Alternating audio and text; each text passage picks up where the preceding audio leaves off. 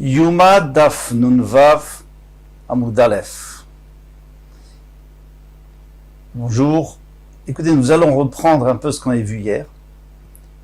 Alors aujourd'hui, on a un tout petit Amoud de 2 lignes, mais on va emprunter un peu de hier et un peu de demain, parce que c'est une Sugya en elle-même. Alors, hier, on avait vu que Rabbi Yehuda vous a dit dans la Mishnah, on ne peut pas avoir 2 socles pour le Kohen Gadol, de peur qu'il se trompe. Parce qu'il y en a un pour le par et un pour le saïr. Donc il vaut mieux qu'il y en ait un seul, et il pose l'un, il prend l'autre, donc il ne peut pas se tromper. Très bien. La Gemara dit, c'est pas possible, parce que dans ce cas-là, il fallait écrire, et puis c'est tout. Il fallait écrire dessus, ça c'est le par, ça c'est le sang du bœuf, et ça c'est le sang du bouc. Par, saïr. Ah, qu'est-ce que tu vas me dire que Rabbi Yehuda dit, non, on ne peut pas compter dessus, parce qu'il ne fait pas attention, le Kohen Gadol. Mais tu vois bien que il y avait 13 tirelires dans le Beth Amikdash, et sur chaque tirelire, il y avait écrit le nom. Alors quoi, les gens, ils se trompent pas? Non, les gens ne se trompent pas, les gens savent lire. En hébreu, qu'est-ce qu'ils ne savent pas lire? Alors, on essaye de dire que le problème, c'est qu'il y a peut-être un khatat dont le propriétaire est mort, et à ce moment-là, le khatat n'est pas valable, et tout ce qui est avec n'est pas valable. Donc il ne faut pas mélanger ceux de Nedava, il n'y a pas de problème. Ceux qu'on a offert, il n'y a pas de problème, c'est que des holotes.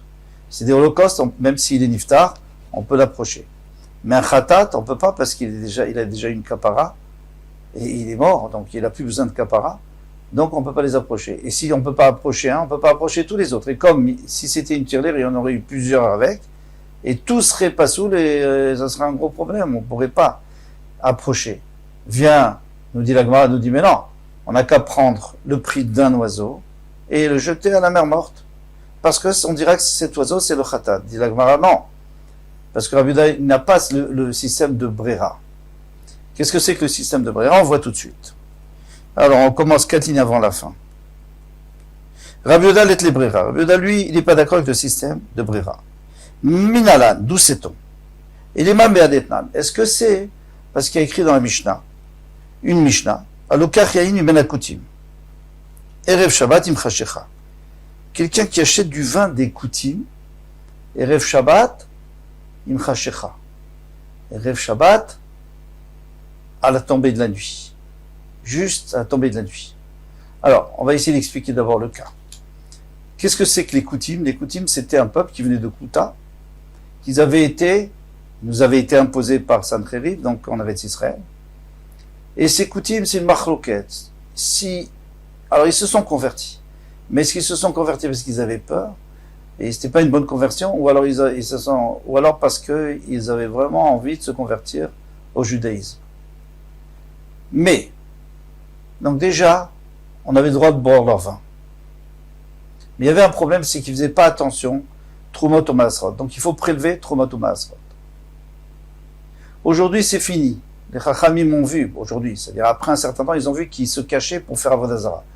Donc, ils ont dit, c'est fini, on ne peut plus boire leur vin, c'est terminé. Bon, maintenant, revenons à cette histoire j'ai acheté, quand j'avais le droit, j'avais acheté des Koutim. Normalement, je dois prélever Trumot ou Maasrot parce qu'ils ne le font pas. Et alors, si c'est Erev Shabbat, juste à la tombée de nuit, je n'ai pas dans quoi mettre la Trouma et le Maaser à part pour le Kohen et pour le Lévi, et le Maaser Sheni pour amener Yerushalayim. Alors qu'est-ce que je fais?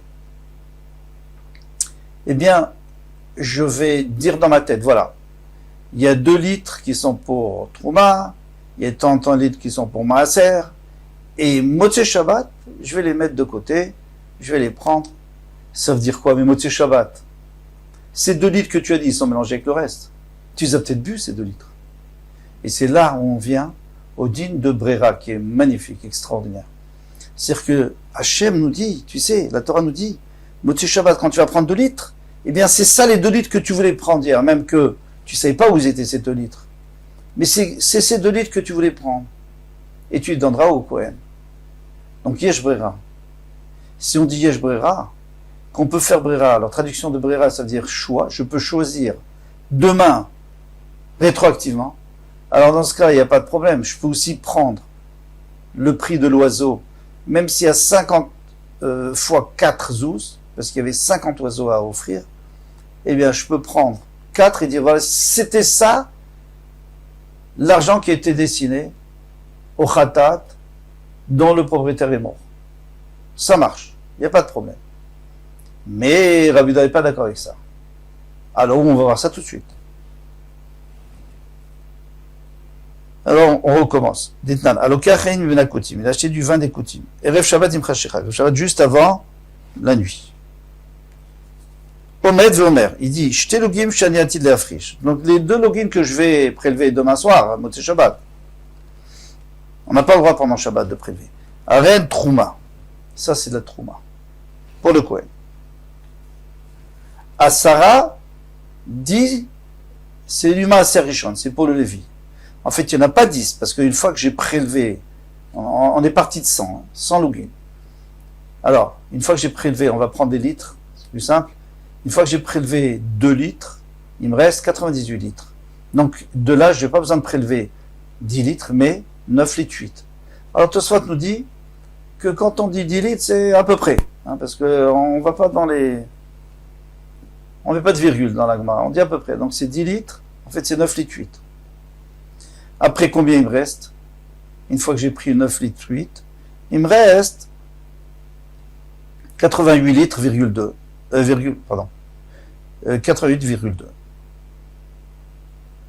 Alors, qu'est-ce que je dois prendre? Un dixième pour le maaser. Ça fait 8 litres, 82. Et la Gemara va dire 9 litres, non? Parce que, encore une fois, elle ne met pas les virgules. Maaser Rishon Tesha. Maaser Sheni. Non, pardon. Asara Maaser Rishon, donc 10 c'était Maaser Rishon, Tesha Maaser Sheni. Excusez-moi. Donc, des 98, j'en ai pris 9,8 pour Maaser Rishon, et des 88,2, j'en ai pris 8,82, que la Gemara appelle ça 9, pour Maaser Sheni. Ou Mechal. Mais le Maaser Sheni, je le profane sur de l'argent que j'ai dans la maison. Parce que ça, j'ai le droit de faire pendant le Shabbat. Ce que j'ai le droit, je fais. Veshote miyad. Et après, je peux boire tout de suite. Il dit Rabbi Meir sur le parole de Rabbi Meir. Donc, vous voyez clairement que Rabbi Meir, lui, l'autorise demain soir, rétroactivement, à prélever demain soir. Et donc, ce que j'avais dit aujourd'hui, c'est ce qui va être demain soir. C'est très, très, très innovant de faire une chose pareille. Mais c'est connu que Rabbi Meir permet. Mais on tourne la page. Rabbi Yehuda, Rabbi Yossi, Rabbi Shimon Osrim. Rabbi Yehuda, Rabbi Yossi, Rabbi Shimon interdisent. Alma en brera. Donc on peut deviner que d'après eux, il n'y a pas, je ne peux plus choisir rétroactivement. C'est impossible. Donc, si demain je veux prélever, c'est trop tard. Parce que j'ai déjà bu. Alors c'est peut-être ce que j'ai dit que j'allais prélever que j'ai bu. Donc c'est assourd. Donc j'ai pas de solution. La Gemara nous dit, Mimai.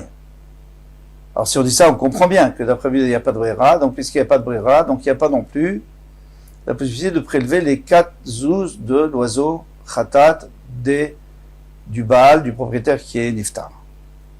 Dit la Gemara, Mimai. Tout s'étend. Dit, ma shane atam, qui était kataleta. Là-bas, il y a une raison qui a été écrite dans la Mishnah. Vous savez pourquoi ils ne sont pas d'accord, Rabbi Yossi, Rabbi Shimon? C'est pas un problème de brera. En Moulo, ils l'ont dit à Rabbi Meir. Tu n'as pas peur qu'il se déchire, que l'outre se déchire, l'outre de vin. Alors si le déchire, il ne reste plus rien, donc demain tu ne pourras pas prélever. Si tu n'as pas prélevé, alors donc tu as bu du tevel, tu as bu du vin qui n'a pas été prélevé. Et ça c'est très grave. Vers Marlem, qu'est-ce qu'il a répondu? Les chevé Ivaka, on verra. Et on ne craint pas.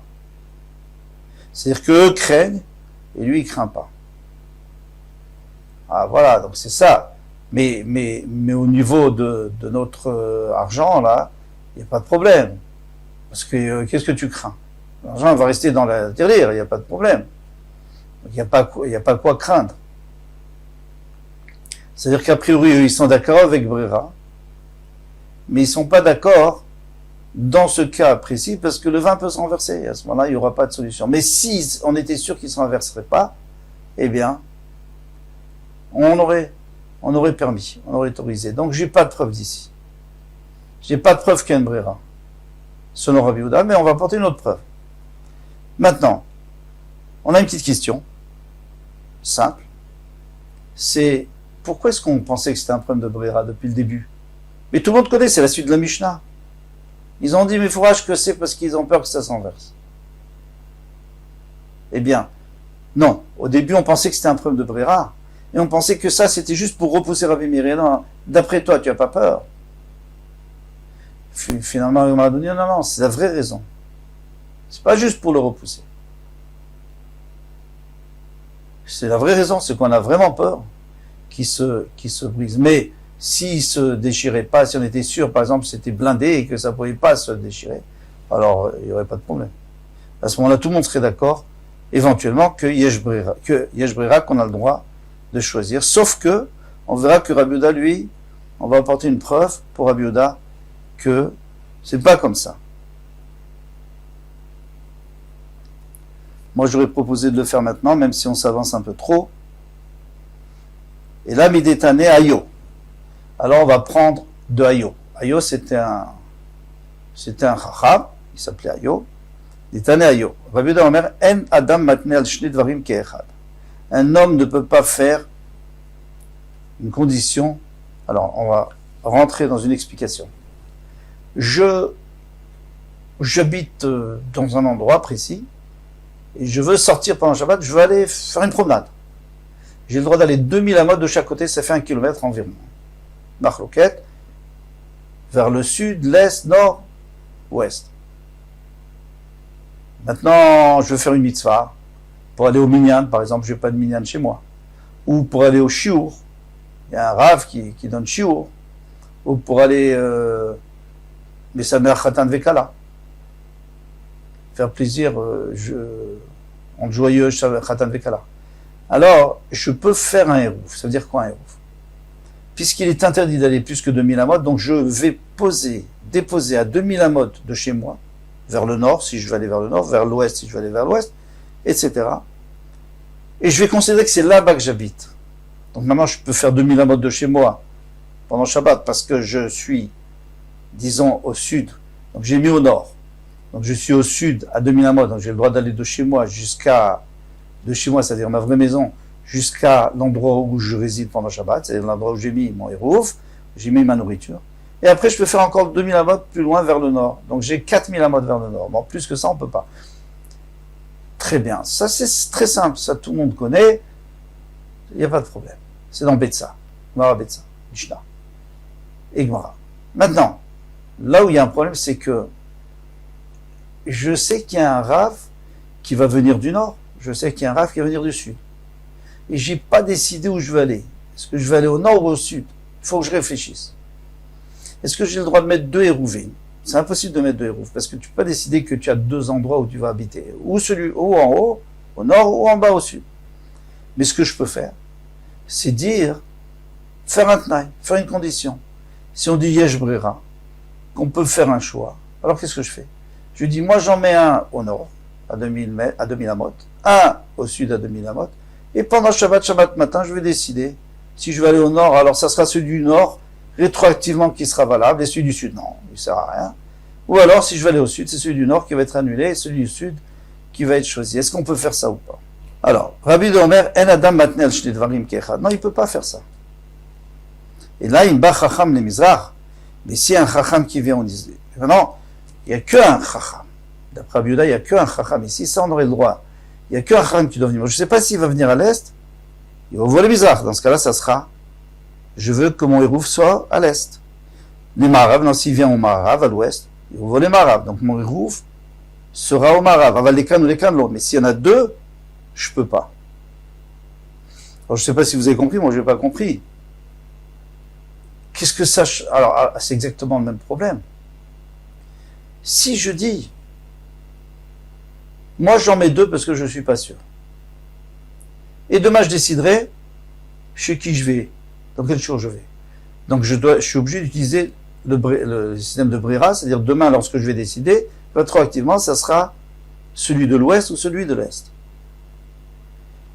Maintenant, on te dit, ça tu n'as pas le droit parce que Ravida prend Sen Brera. D'accord, alors pourquoi est-ce que j'aurais le droit, si je ne sais pas s'il vient de l'ouest ou de l'est, pourquoi est-ce que j'aurais le droit de dire je vais mettre à l'ouest et à l'est, et quand je saurai, alors je déciderai rétroactivement que c'était à l'ouest ou à l'est. C'est exactement le même problème. Ravinanba, donc justement, on a essayé d'approfondir pour comprendre parce qu'on n'a rien compris. Maïshna lekan ou lekan delo. Quelle différence que s'il y a deux rabbanim qui viennent, non, ça marche pas. L'embrera, parce qu'il n'y a pas de brera, comme on vient d'expliquer. Les mizrachon marav n'a bien brera. Donc, s'il y en a un seul, mais je ne sais pas s'il vient du mizrachon marav, c'est le même problème. Je ne peux pas décider demain. Donc Rabbi Yochanan a donné une super bonne réponse. Le chacham, il est déjà arrivé, c'est juste que moi je ne sais pas. Mais lorsque je place mes deux hérouvim, avant Shabbat, lorsque le Shabbat, le chacham est déjà arrivé avant Shabbat. Moi je ne suis pas au courant, on m'a pas informé. Mais lui, donc automatiquement, s'il était à l'ouest, le chacham, donc c'est celui à l'ouest qui a pris effet. Avant Shabbat, il a déjà pris effet, celui de l'ouest n'a pas pris d'effet. Il n'y a pas de rétroactif. Et s'il est à l'est, alors c'est le contraire. Parfait. Donc on voit que Embrera, ça ne peut pas être rétroactif. Non, ça peut être avant Shabbat, oui, il n'y a pas de problème, parce qu'à l'entrée de Shabbat, c'est là où il prend effet. Très bien. Donc maintenant, on va revenir à notre problème. C'est que selon Rabbi Yehuda, on n'a pas de Brera.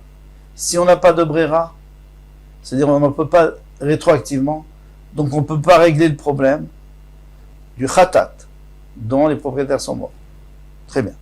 Et si on ne peut pas régler le problème du khatat, donc il ne faut pas qu'il y ait deux shofarot. Il ne faut pas qu'il y ait deux tirelires, un pour le chova et un pour le davar.